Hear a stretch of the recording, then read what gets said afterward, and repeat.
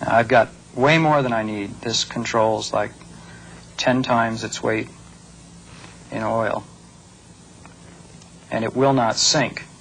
It's been chemically treated. It's cellulose. It's been chemically treated so that it will, in fact, not do anything with the water. It hates water, but it loves oil. And I don't know if you can see.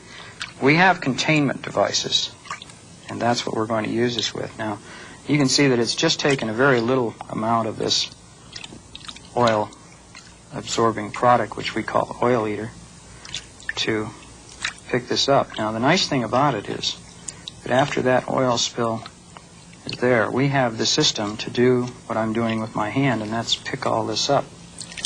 There's the oil out of the product. Now, if you want the oil back, that's not a big problem if I can keep it all under control.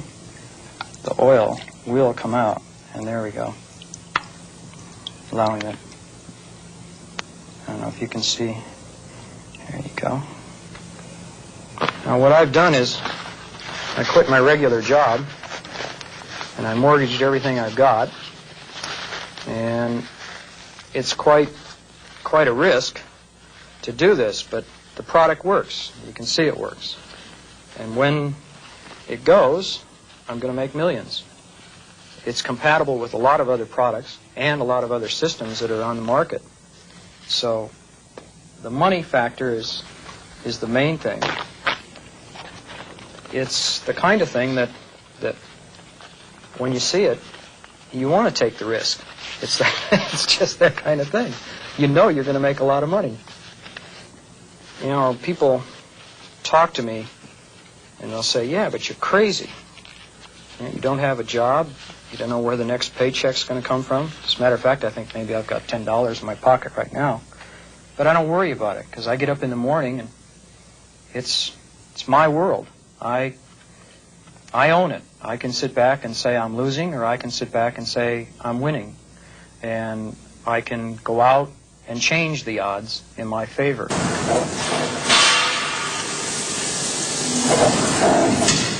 People who are free make their own choices. These two men do a dangerous, noisy, filthy job. They don't do it because they like it. They do it because it's well paid. That's their choice. This young man has given up any thought of a steady, well-paid career in order to take a job on a golf course. He wants to become a professional golfer. It's a big gamble, but it's one that he has decided to take. When people are free, they are able to use their own resources most effectively, and you have a great deal of productivity, a great deal of opportunity. The major beneficiaries are always the small man. The man who has power, who's at the top of a society, he's going to do well whatever kind of society you have. It's the society which gives the small man the opportunity to go his way, which is going to benefit him the most.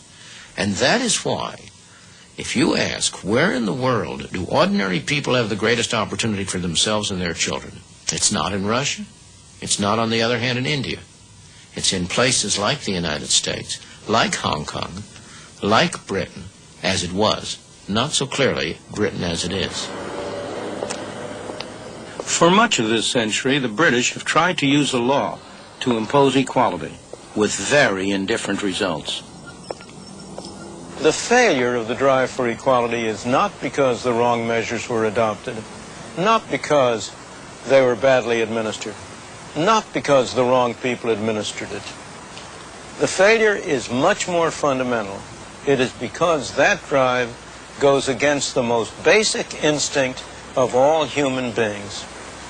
In the words of Adam Smith, the uniform, constant, and uninterrupted effort of every man to better his condition, to improve his own lot, and to make a better world for his children and his children's children. When the law interferes with that pursuit, everyone will try to find a way around. He will try to evade the law, he will break the law, or he will emigrate from the country. All of those things have happened in Great Britain. There is no moral code that justifies laws fixing prices or fixing wages or preventing a man from earning a living unless he joins a union and submits himself to the discipline of the union, or forcing you to buy more expensive goods at home when cheaper goods are available from abroad. When the law prohibits things that most people regard as moral and proper, they are going to break the law. Only fear of punishment, not a sense of justice, will cause them to obey the law.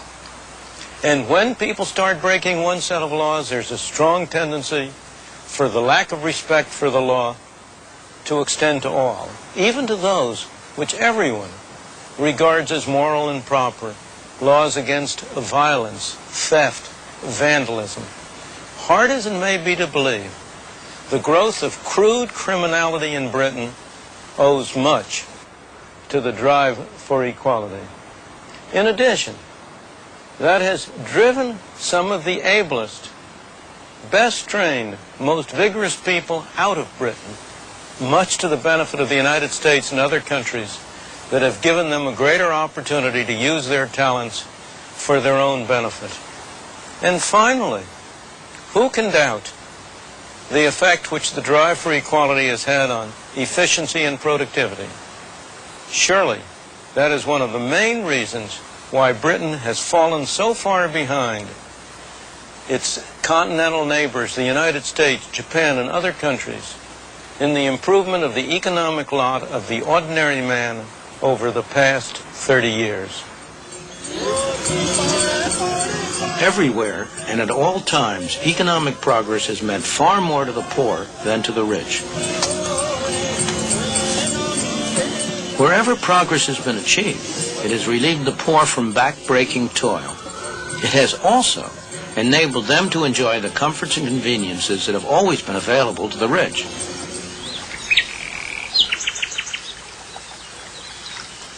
During the 19th century, and especially after the Civil War and on into the 20th century, the idea of equality came to have a much more definite and specific meaning than the abstract concept of equality before God.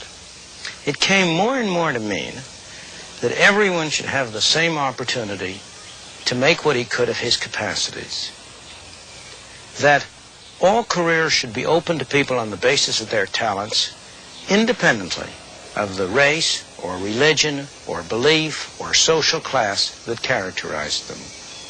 This concept of equality of opportunity offers no conflict at all with the concept of freedom. On the contrary, they reinforce one another, and it is no doubt the concept that even today is most widely held. But in the 20th century, beginning especially abroad, and at a later date in this country, a very different concept, a very different ideal has begun to emerge. That is the ideal that everyone should be equal in income, in level of living, in what he has. The idea that the economic race should be so arranged that everybody ends at the finish line at the same time, rather than that everyone starts at the beginning line at the same time. This concept raises a very serious problem for freedom. It is clearly in conflict with it, since it requires that the freedom of some be restricted in order to provide greater benefits to others. The society that puts equality before freedom will end up with neither. The society that puts freedom before equality will end up with a great measure of both.